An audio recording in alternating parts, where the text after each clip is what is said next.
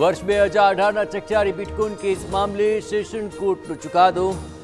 તત્કાલીન એસપી જગદીશ પટેલ, પૂર્વ એમએલએ નલિન કોટડિયા આ સહિત 14 આરોપીઓ દોષિત જાહેર।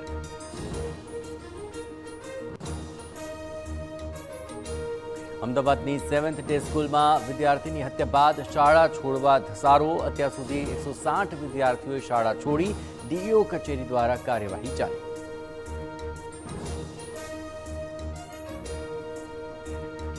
વડોદરામાં શ્રીજીની પ્રતિમા પર ઈંડા ફેંકવા મામલે સેન્ટ્રલ આઈબીએ ઘટનાની તપાસ હાથ ધરી। આતંકી સંગઠન સિમી અને સ્લીપર સેલની સંડોવણી અંગે તપાસ।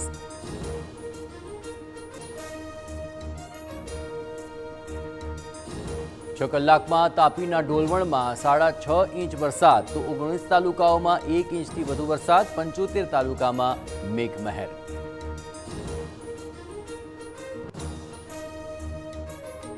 જાફરાબાદમાં મધ દરિયામાં 8 ખલાસીઓ લાપતા થવા મામલે માછીમારો એક્શનમાં। કોસ્ટગાર્ડ બાદ હવે માછીમારો જાતે શોધખોળ માટે રવાના।